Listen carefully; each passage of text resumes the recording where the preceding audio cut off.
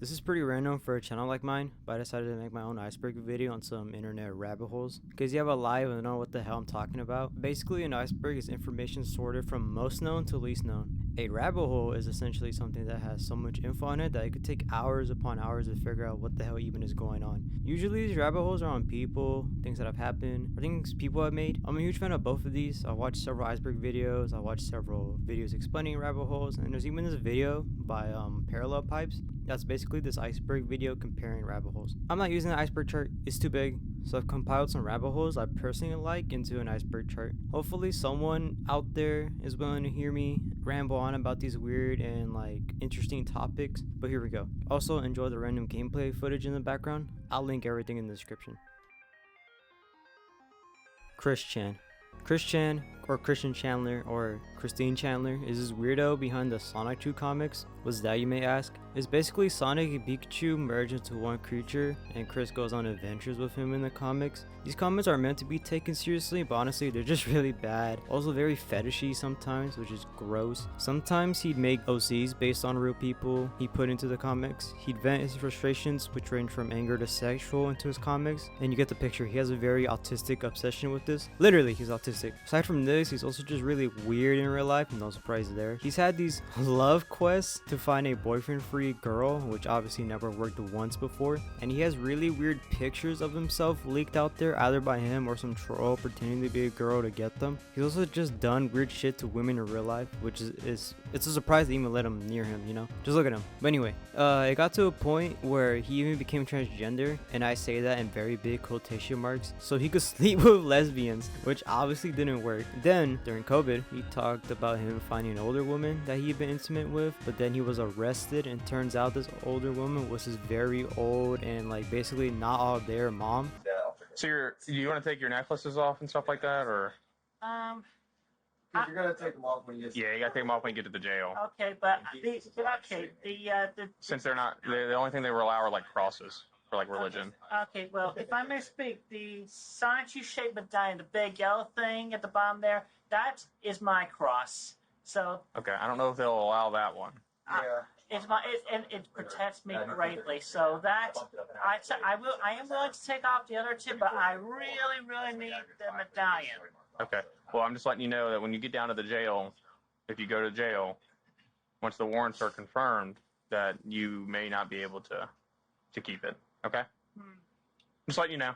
All right, but that is my cross. Okay. Let that go on the record. The Sonic 2 medallion. Yeah, Officer Christian will tell him. Yeah, that was really gross, but of course someone online bailed him out, which has to be the worst thing you could spend your money on.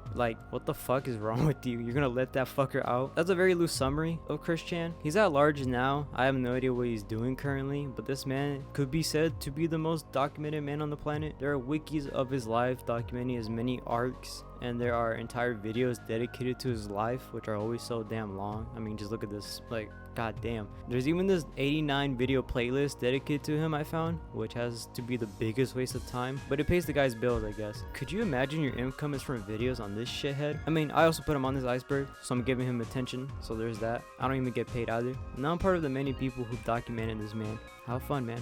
Yeah, that's how I always imagine my life. Okay, so while I was editing, I was taking a little break, and then I just was going through Instagram reels, because that's what I like to do when I'm bored. And then I'm just scrolling through the shits, and then I see this reel where it's saying that Chris Chan is having a fucking baby, or he is alleged to have a baby. I'm not even fucking sure at this point. I'm just fucking mind boggled in. Apparently when I was writing this fucking script and everything, he has a fucking girlfriend named Flutter that I had no idea about, and now they're having a kid or some shit.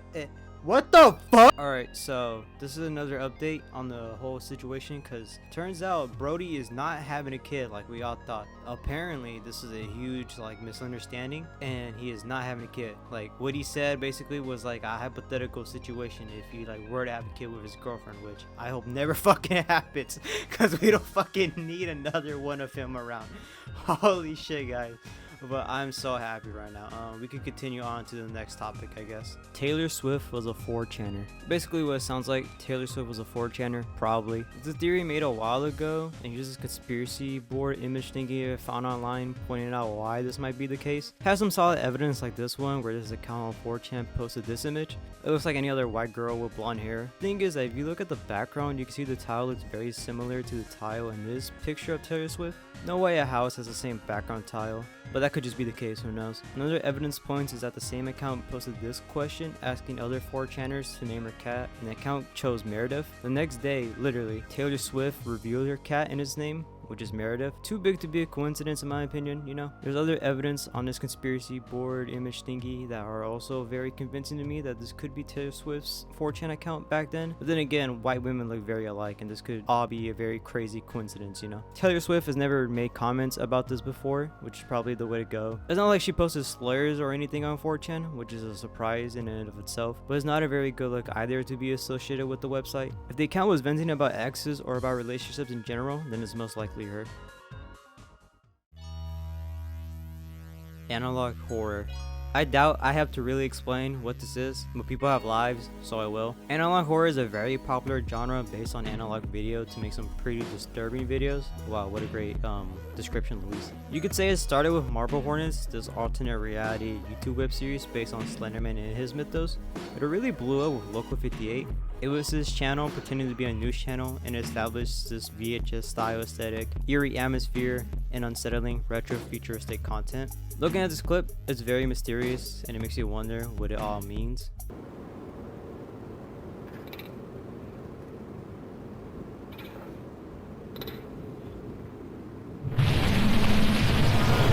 Rerouting. Make a U-turn. Your destination is behind you. Rerouting. In 500 feet. Your destination will be on in 300 feet. Your destination in 250 feet. Rerouting. Your destination will be in 50 feet. You will arrive at your destination.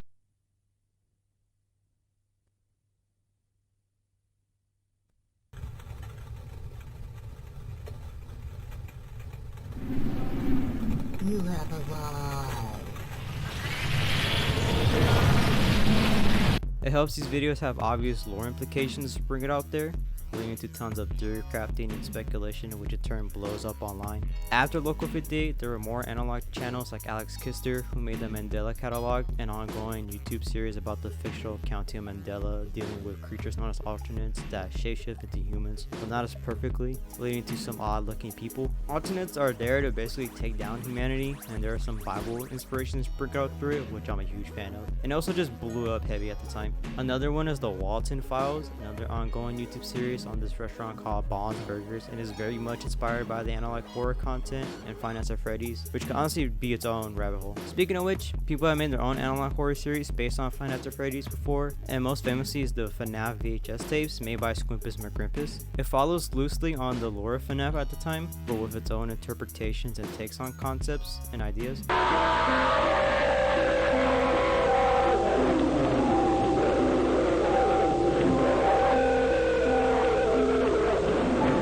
It's really good, but Squimpus McGrimpus, the creator, has alleged to be messing with minors, which he said it was true. Classic YouTuber move. Anyway, my personal favorite FNAF analog horror video series is by Spectre. The videos are really well made, and I've been scared by them a ton of times before because I'm just a very big pussy. Check them out, they make some good stuff. Oh no. Oh no. No, no. No! Where the fuck? What the fuck? Where the fuck did it go? What the fuck is that? What the? No. Oh no.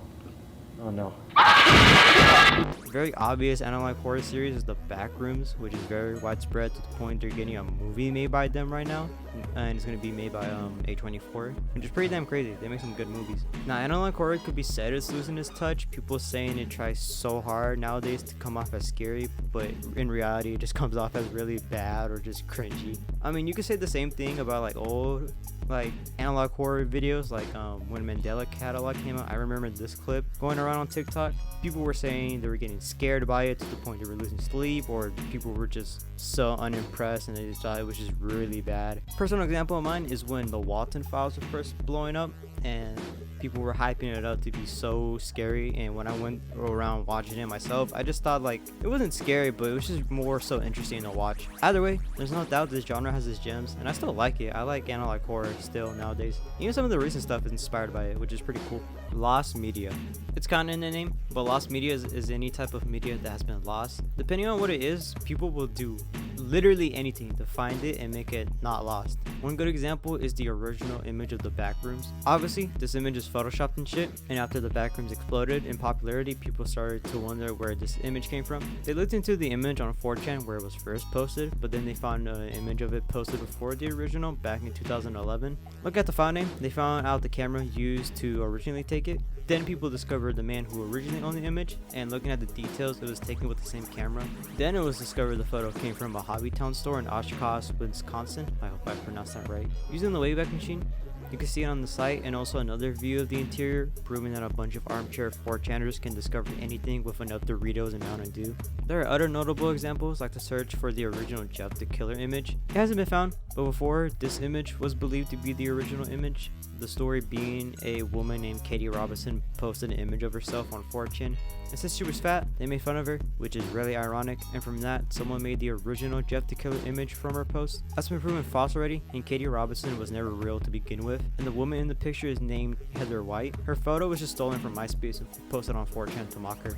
Again, ironic. You might ask why they haven't asked the creator of the creepypasta like themselves, but they didn't even make the image in the first place. They just found it and used it in their creepypasta, so that trail's cold. People have speculated it could be this Asian woman named Mariko, whose pictures were spread around Japanese message boards by her boyfriend at the time. No leads have been picked up by that, and there's even a bounty of $10,000, I'm not making it up, from some ordinary gamers to find it. Hello guys and gals, me Mutahar, and boy oh boy, the title of the video is no joke. I am offering $10,000 USD to find one image on the internet, the original source, the archive if you will. I'm putting up the bounty. If you think you could do it, go for it, man. Lost media, as you can tell, can be very interesting. And if you want more stuff like that, I recommend watching Bleban Jorge videos. He covers lost media and some other stuff I mentioned in his Iceberg. So, like, if you want more stuff like that, again, watch his shit. It's pretty cool.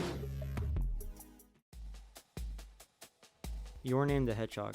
This one is just for fun, but if you were to look up your name online and end it with the hedgehog, like I just did, you would see several Sonic OCs with that name. You could try out any name out there, and most likely there would be several Sonic OCs under that name, which is pretty weird if you ask me, but also kind of interesting. Anyone who could find a name that doesn't have a Sonic OC under it, I'll give them 5 V-Bucks. Monkey hate. This one seems weird, but it's kind of just for fun too. Well, it's not really a fun topic, but it's just for something short. Either way, there are some videos on YouTube dedicated to abusing and harming monkeys. Mostly they're baby monkeys, and the weird part is the comments for these videos are full on supportive of the actions, even asking to join in. YouTube has never made a statement on these videos, so it's really up to people who find them to report them. Why these videos are up is for interpretation. Some people say it's a racist thing, pretending they're black babies or just black people in general. Other people say it could be because in some countries monkey hate is just a part of their culture. But either way, it's really weird in my opinion, and it's still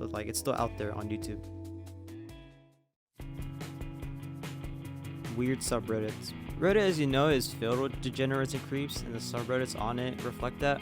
Some of these subreddits are banned now, but they did exist. r/iBleck was a subreddit where it was basically just gore and other weird shit you don't want to see. You could see someone being beheaded, an animal gutted, just anything gross was on there. R5050 isn't banned, but it's still weird in my opinion. Essentially, there are posts that are blurred, and by clicking on the post's image, the image unblurs, and there's a chance it's either something really bad or something really good. There was a challenge a while ago that promoted this subreddit, and when I was doing this video, I saw someone missing half their face basically, so I wouldn't recommend it. r/beating women, Andrew Tate's favorite subreddit, is dedicated to women being, well, beat up, and assaulted. Duh. Not just that, but people saying how much they enjoyed doing it as well. Obviously, the subreddit got banned, but not because it was wrong or because it was for women's rights, but because the mods for the subreddit doxed another mod, and that mod deleted the subreddit. A very Reddit reason if you ask me. Oh god. r/jailbait was a subreddit of underage girls, explicit and non-explicit, but was more explicit than anything.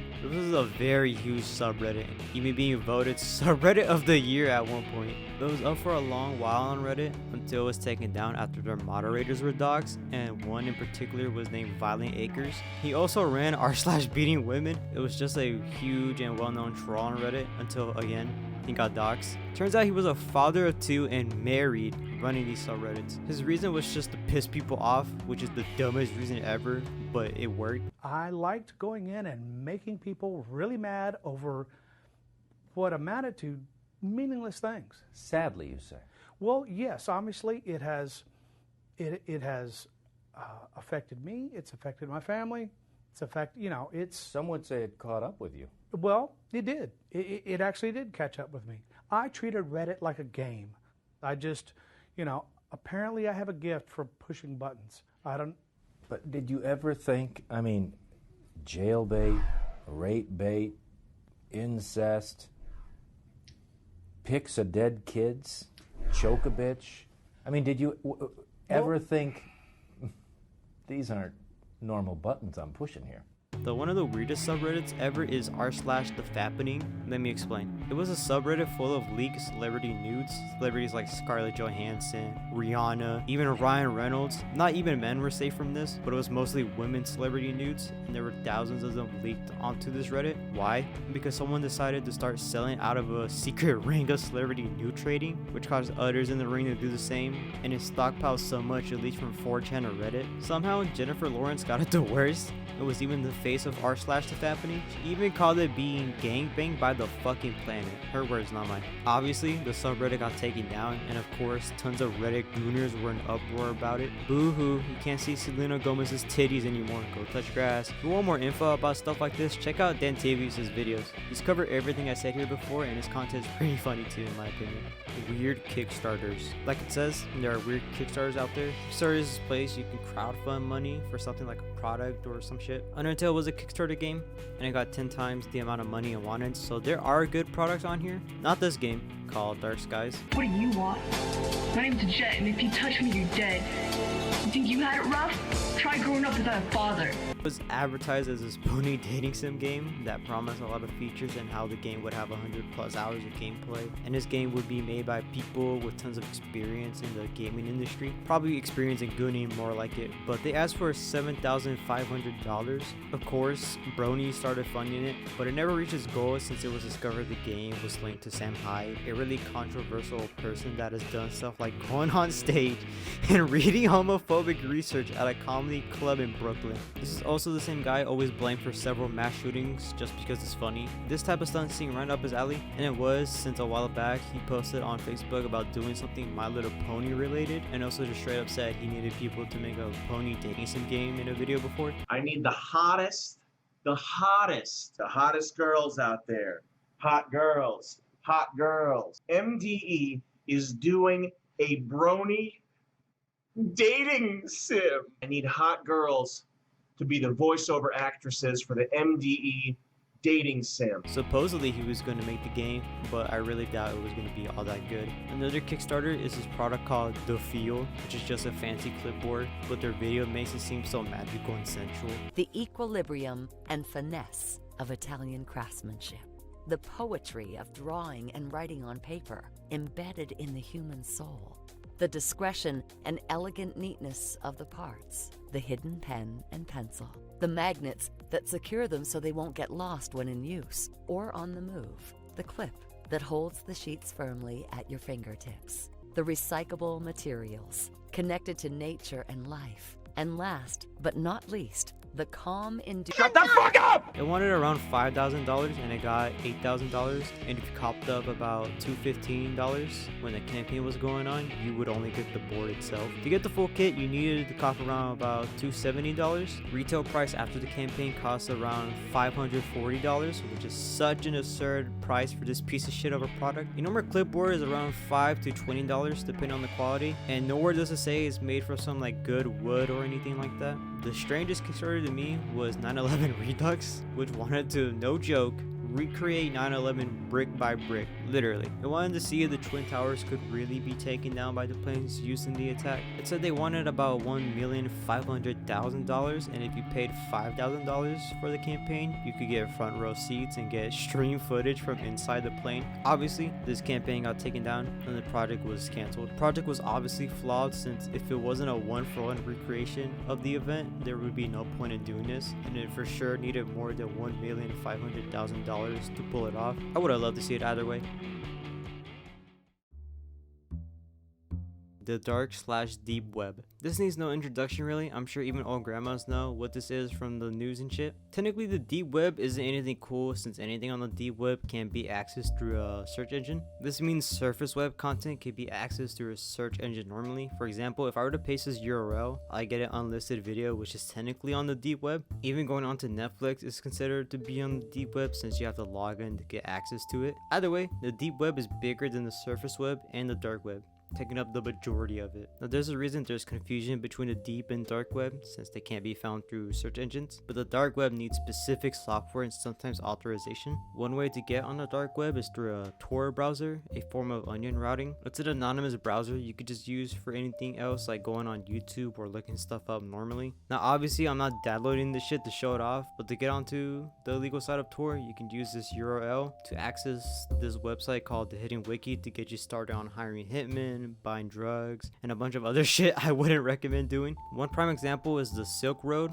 this huge drug market that can be found on the dark web. It made an estimated revenue of $1.2 billion before it got taken down. This made the dark web more mainstream when it was talked about on the news. Tor browsing went up, so did illegal crime. Again, a bunch of illegal shit goes down on the browser, like pedo rings, child porn sites, videos of people being tortured and killed, and of course the ability to buy illegal stuff like drugs or weapons. Obviously, those sites get found and taken down, but why haven't they taken down Tor itself? Surely that's the easy solution. That's because the United States government commissioned for this type of browser to be made so they can use it anonymously for themselves. The NRL created onion routing, and the government was on its way to using it, but there was just one huge flaw. It can't be anonymous if only the government is using it. You can always trace whoever was on it back to anyone in the government. For it to be truly anonymous, the NRL decided to release it to the public, making it truly anonymous. You could never tell this way if it was a CIA agent or some 17-year-old kid trying to buy some weed. Of course, the stuff on the dark web is bad. Some nasty rumors, like red rooms being one of them. This rumor believes that people watch live feeds of people being tortured and killed, with viewers having the ability to donate money to get specific actions done on the persons being tortured and killed.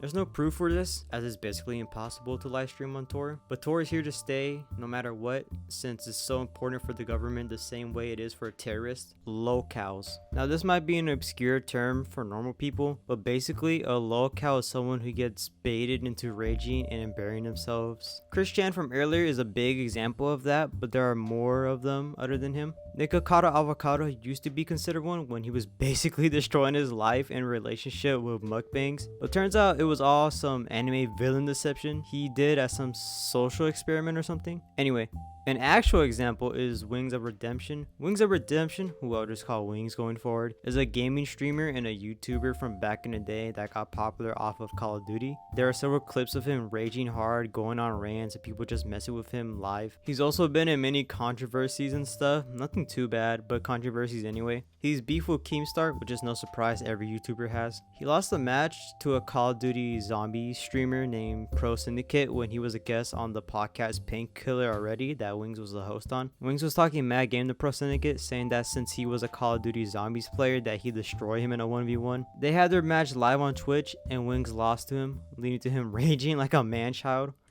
Fuck! Why the fuck you stream that shit? It was your idea. No, I didn't say stream it. He tried to bribe Pro Syndicate later for a fake match that Wings would win, but Pro Syndicate ratted him out, showing how big Wings' ego is. Wings has a history with his weight and has complained about it. FPS Kyle, one of the Painkiller Already hosts, tried to help him with weight loss, but Wings gave up and just got weight loss surgery later on in his life. It didn't really help out, I'm gonna be honest. I'll get back to Wings in a second, but the next person I want to talk about is Boogie2988, who I'll just call Boogie. Boogie is a YouTuber known for gaming content, personal blogs, and his alter ego Francis, who was this very angry and violent gamer who always had rants and tantrums. He also made relatable videos on topics like mental health, obesity, bullying in the gaming industry that got him popular. However, people started to criticize him based on his approach to addressing sensitive topics, perceiving his behavior as inconsistent, overly apologetic, or not giving a clear answer on controversial issues to avoid backlash from a particular side, which made it worse. He had a wife, but they divorced after he had a gastric bypass surgery, and it really made him depressed for a while. There's more to him, like the fact he can't spend money correctly, him pretending to have cancer a while back, and some other stuff. He even had a boxing match with Wings of Redemption, which was really hilarious since they had to tape Boogie's boxers onto him so they wouldn't slip off. Now he's a co-host for the, get this, the Lolcows podcast alongside Wings and Keemstar. What a beautiful ending. Lake City Quiet Pills. Okay, this is a very interesting story, so strap in. This guy on Reddit, Religion of Peace, was a war veteran during World War II. He also said to have done security operations. He had his own website as well called LakeCityQuietPills.com, or that old guy's image host. He wasn't really a cool dude. He even was the moderator for r/jailbait, and you could guess what his website was all about. This is the same dude who was on D-Day, by the way. Anyway, another account called 26 posted that Religion of Peace, who he called Milo since they knew each other in real life, had passed away at a shared looking at Reddit, which sounds like the most horrible way to die. He also said he hosted his website and hooked him up with his first gig when he got out of the army. People being curious, Redditors started to look into Religion of Peace's account and 26. Religion of Peace made this comment a while back saying, I could think of any number of criminal organizations that would benefit from a dose of Lake City Quiet Pills. Also, if you were to go to the website fark.com, weird fucking name by the way, there's his account named Angel26 who also mentions Lake City Quiet Pills. Seems like a random phrase, but if you take apart the name, Lake City is the name of an ammunition plant, the biggest ammo producer in the United States, and Quiet Pills is slang for bullets. Obviously, this phrase means something like to dispense bullets towards someone, seeing as Religion of Peace uses it in that way. Then somebody made a discovery in the HTML code in the Lake City Quiet Pills website where you could see a hidden chat room for job listings to kill off people. Most of them were coded, obviously, but most of them were decrypted before the website got taken down. You might be thinking this is some bullshit story or some troll, but one of the logs from this chat room describes a birthday party for an old man on the 19th of January 2010 in a hotel. It also said they started at 3 p.m. and that the phones were not secure. If you were to look at what happened at the time, you get a news article about the assassination of Hamas officer Hamoud al-Mabouf in a hotel. Basically, Religion of Peace is someone who got affiliated with this hitman group probably when he got out the army, got 26 integrated as a member for his first gig, and ran their website that 26 hosted. And I guess on his free time he moderated on Reddit. I guess even hitmen are losers. 17,776. This might seem like a random ass number to you, but this goes really deep. 17,776 is a sports website called SB Nation where it talks about what football will be in the future. If you click on the link, the text starts to expand into your screen. It's just completely black and you get this story of these two space satellites. Their names are 9 and 10 by the way, that somehow get sentience after thousands of years. After coming into contact with each other, they just start talking about the Earth and what's going on down there. Later down the road, they get into contact with another satellite named Juice, and that satellite joins the conversation. Apparently, in the year 17,776, humans are basically immortal now. Nobody dies or gets harmed. War never happens. Diseases are gone. People aren't born anymore, and so they just have nothing else to do but play complicated games, like big ass games of football that are so insane. Basically, these football games are very huge, like country or state huge, and they could take thousands of years to finish. For example, there's a game of football between the Mexican and the Canadian border that's been in a deadlock for 13,000 years. That sounds insane as hell. Could you imagine seeing a bunch of Mexicans with a football running away from a bunch of Canadians back to their border? That'd be an insane Monday. Anyway, there are other insane games that are mentioned in the story, but there's also talks about the Earth in general and the satellites themselves. It could get pretty deep at times, and it still holds up in my opinion with its commentary. My favorite part is when Juice goes on a rant on Lunchables just to himself on 9 and 10, talk about when people stopped aging, dying, and being born. You know, if this story was made around like, you know, like recently, I wonder if they would have made a joke on like Lunchly and like all them shits. I think that would have been pretty cool. $378,012 EVE online battle. You might be wondering what the hell this even means, and the short answer would basically be the most expensive nerd battle out there currently. EVE Online is a space-based persistent world MMORPG that you spend actual money on for a better spacecraft and stuff. You can grind for these spacecrafts and stuff, but I doubt anyone really would want to do all that since it could take literal years to get the best spacecrafts and stuff. Either way, on December 31st, 2020, 5,000 players collided near some space station called the Keepstar. By the way, what a great way to spend your New Year's Eve. Two factions, Eve's Poppy, which is a weird name, and Imperium started firing on each other, leading to this very intense battle of very well-trained space pilots that lasted for 14 hours. The only reason it ended was because EVE Online was scheduled to go offline for downtime maintenance and a ceasefire basically happened. Obviously, ships were destroyed like in any battle, with Poppy losing about 1,810 ships, while the Imperium lost 1,596 ships. They varied in class, but if you were to buy the total of those ships with real money, the amount is, well, $378,012. That is a lot of money, by the way. For reference, the most expensive ship destroyed during the battle is the Grincia Mars Vanquisher, which costs around $5,500, which is an egregious ass price for a ship. Imagine spending all that money on a digital ship just for a virgin just to shoot it up and blow it up. Even just grinding a few months for a ship just for it to be blown up would really make me reconsider my life choices up until that point. Either way, this record hasn't been beaten yet, and I doubt it will for a long time. Cicada 3301. I'll try my best to summarize this, but this is really huge. On 4chan on January 4th, 2012, someone posted an image that said they were looking for highly intelligent individuals through a test that would help find them. They went by 3301, and by using the image, it led to another photo, then a book, then a phone number that had a pre-recorded message. Very good. You have done well. There are 3 prime numbers associated with the original final .jpeg image. 3301 is one of them.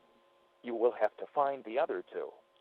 Multiply all 3 of these numbers together and add a .com on the end to find the next step. Good luck. Goodbye. By this point, this didn't seem like an ordinary troll, so people kept going. Going off the recorded message, people found the other 2 numbers by using the original image's dimensions, multiplying them together, and using it as a website name. This led to a countdown with a cicada as an image, which is why it's called Cicada 3301. When it went down, it revealed coordinates in several areas around the globe, meaning the real challenge came for these 4chaners. Get out of your chair, go outside, and see what was at each coordinate. At each coordinate was a poster of a cicada and a QR code that led to an image, and I think you can guess what happened from here. However, at one point after finding a website, only a few people were able to continue on with the test, and the site was closed down with the words, "We want the best, not the followers." What happened after that is a mystery, but it's safe to assume at least some of the people finished the test. Cicada posted since they announced on Reddit they found the individuals they were looking for. Nobody knows who those people were, and none have ever reached out to talk about the experience. Well, at least anyone credible as far as I know. Either way, Cicada 3301 came back on January the 5th, 2013, doing another test to find more intelligent individuals. The same thing basically happened as last time, but there was some runic alphabet used during it that will be relevant again later. Also, there was never an announcement made about if they found the individuals they were looking for like last time, leading some people to suspect that the final part of the test nobody made it. Either way, on January 6, 2014, Cicada was back again. Again, the same thing as the last 2 times, but something weird happened. The whole test was around this book called Liber Primus, which had the same runic alphabet from last time, and it was used to like write the book. After decrypting some pages, it could only be deduced Cicada wrote it, and it was their manifesto since it talked about philosophical and ideological ideas. Even after decrypting it, it was just hard to follow along since it was just so cryptic. How do you decrypt something and it's still cryptic? That shit don't make no sense. Liber Primus to this day has never been solved, and Cicada has been dead, quiet ever since. So what was the whole point of Cicada 3301? No one knows, but they obviously wanted highly intelligent individuals, but for what purpose, we have no idea. Again, people have claimed to be the people who've reached the end, but we can't exactly verify that. It could be a hacker group, a bunch of cultists based on the fact they made a very weird alphabet and book, or maybe it was just a really huge joke someone did. Either way, I find it funny they went on 4chan to find intelligent individuals. LEMMiNO has an amazing video on Cicada 3301, so check it out. It's pretty cool. Tomorrow's Pioneers. Just a disclaimer, this is just me telling you stuff, not me being political or anything. Don't get on my ass for this. Tomorrow's Pioneers is the name of a show broadcasted in Palestine as a children's television show from April 13, 2007 to October 16, 2009. I'm just going to talk about season 1 more in particular for a reason that is pretty hilarious. Tomorrow's Pioneers was intended to instill pride in young Palestinians and raise awareness of the conflict with Israel. However, in reality, it just promoted really extremist views against Israelis and Jews in a negative way, while also framing Israel as an oppressor. It also encouraged kids to, no joke, commit to becoming a martyr, which can include blowing yourself up to take out Jews and Israelis. Basically, it glorified violence and war to younger kids and made Palestinian liberation something to die for. Since this is a kid show, we obviously need some characters. One of them was a girl named Sarah Barum, but there was another one whose name is Farfod. I'm going to show you who he is, and you've probably seen him before. Here, this is Farfod. You might be asking, isn't that just a cheap Mickey Mouse costume? Yes it is, and he was used to getting Tomorrow's Pioneers message across. Obviously, Disney was not a big fan of their character telling a bunch of Palestinians to kill a bunch of Israelis in the name of Allah. In response to Disney, and I'm not joking here, they had Farfod kill off a Jew because he called him a terrorist.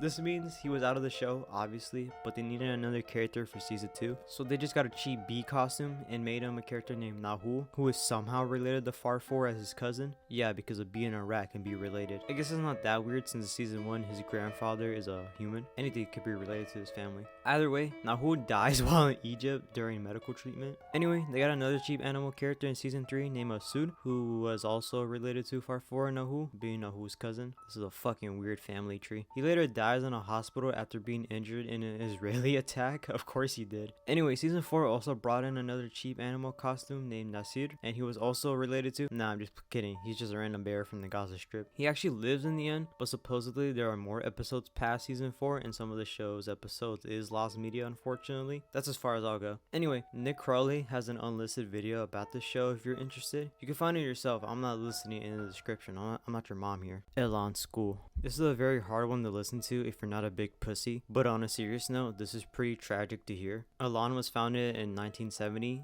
and it marketed itself as a behavior modification program and therapeutic boarding school located in Poland, Maine. People would send their kids to the school to fix them instead of being a good parent, hoping their kid will come back better. People sent their kids who range from 13 to 18, and by that I mean the school was allowed to legally kidnap them over to the school at any time. As soon as people got there, their stuff was taken away, they weren't allowed to leave the school's property, and they were monitored when it came to phone calls, letters, and visits from family. There was even some type of hierarchy forced upon the students. Some students were given authority over others and some weren't, leading to huge tensions between the students. Students woke up hella early to loud-ass noises, meals were quick, and all activities were meant to exhaust you. The school had a philosophy that students needed to be broken down first before being straightened up. Elan had these group therapy sessions, which was basically people confronting a group member's fears, flaws, and other stuff about the individual to humiliate them. Elan also made people wear signs tied to them for hours or days, which basically had very personal information and harsh comments about the person for anyone to read and use against them. Again, there was a hierarchy, so people who were up in it were able to use this against other students, like deciding who deserved to get a punishment. Snitching was basically a reward as well, meaning you were always on edge and cautious about everything you did or said at the school since it could be used against you. Punishments in Elan were severe, an infamous one being where a student would be placed in a boxing ring and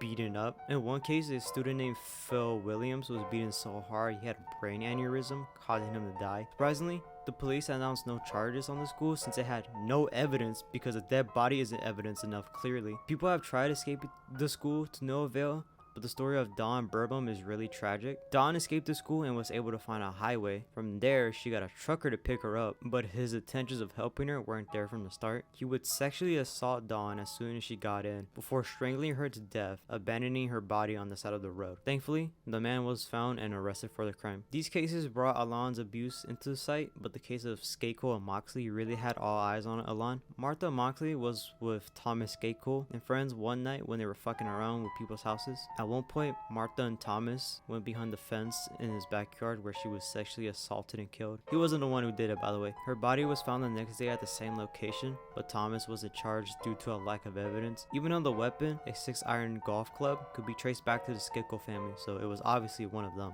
right? Police officers can't do their job for shit, but anyway, his younger brother, Michael Skakel, was sent to Elan for getting arrested for drunk driving as punishment years later. When he was there, he bragged about killing and sexually assaulting Martha, which meant he was the one who did it. He kept saying he would get away with murder since he was a nephew to Robert F. Kennedy, brother of John F. Kennedy, you know, the fucking president, well, former president. That didn't really work out, since 20 years later he was put on trial for the murder and students from Elan testified against him, which brought Elan into the spotlight since the case had a Kennedy involved. This didn't really work out all that much, only bringing the school into the public, but the final nail in the coffin was a Reddit post. Of course it was. Anyway, a Redditor called Gaz My Hero posted a story about attending the school in 2010, and from there it blew up so much that it got the school shut down finally from immense backlash and uproar. Till today, the whole troubled teen industry continues, which means a school just like Elan's might exist. So if you don't want to be there, act like a decent human being, man. I mean, it's pretty easy, not gonna lie. Anyway, check out Nexpo's video on Elan. It's really good, and it has more info on a topic that I